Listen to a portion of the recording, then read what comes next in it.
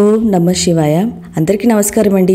2025 సంవత్సరంలో కార్తీక మాసంలో వచ్చే క్షీరాబ్ది ద్వాదశి లేదా చిలుకు ద్వాదశి ఏ రోజున వచ్చింది, తులసి దాత్రి పూజ, తులసి వివాహం ఏ సమయానికి ఏ రోజు నిర్వహించుకోవాలి అనే పూర్తి విషయాలు ఈ వీడియోలో తెలియజేస్తాండి.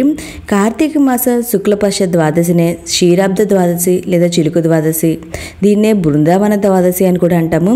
క్షీరాబ్ద ద్వాదశి వ్రతం మన సాంప్రదాయంలో పవిత్రమైన వ్రతంగా భావిస్తాము. ఇది కార్తీక మాసంలో వచ్చే శుక్లపక్ష ద్వాదశి రోజున జరుపుకుంటాము. ఈ రోజున ముఖ్యంగా శ్రీ మహావిష్ణువును, శ్రీ మహాలక్ష్మి దేవతలను ఆరాధిస్తామండి. ఈ రోజున చేసే పూజలు, వ్రతాల వల్ల శ్రీ మహావిష్ణువు అనుగ్రహించి సౌఖ్యం, సౌభాగ్యాన్ని పొందుతాము. క్షీరసాగర మథనం చేసింది ఈరోజే, అందుకే దీన్ని క్షీరాబ్ద ద్వాదశి లేదా చిలుకు ద్వాదశి అని అంటాము. ఈ శ్రీ మహాలక్ష్మిని శ్రీ మహావిష్ణువు వివాహం చేసుకుంది కూడా ఈరోజే అండి. ఈరోజు ఇంటి ముందు ఉన్న తులసికోట వద్ద శ్రీ మహావిష్ణువును, లక్ష్మికి సమానురాలైన తులసిని పూజిస్తాము. ఈ క్షీరాబ్ది ద్వాదశి లేదా చిలుకు ద్వాదశి ఎప్పుడు వచ్చిందో, ఏ రోజున వచ్చిందో ఇప్పుడే తెలుసుకుందామండి.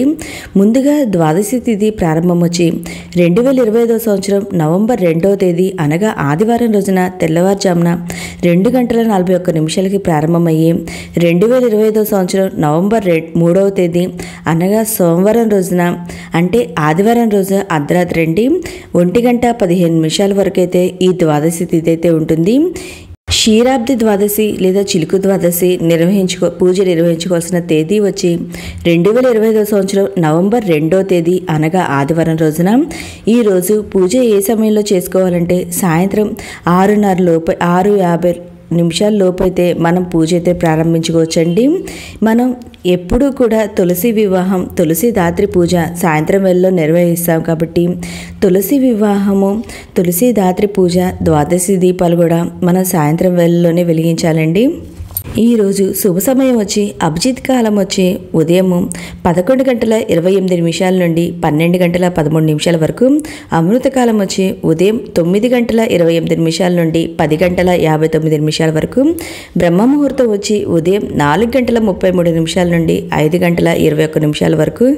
ఉదయం వేళల్లో పూజ చేసుకునే వాళ్ళు ఉదయం సమయంలో పూజ చేసుకోవచ్చండి. ఈ రోజున సాయంత్రం వేళల్లో తులసి వివాహము, క్షీరాబ్ది ద్వాదశి దీపాలు ఇవన్నీ కూడా సాయంత్రం వేళల్లో వెలిగించవచ్చు.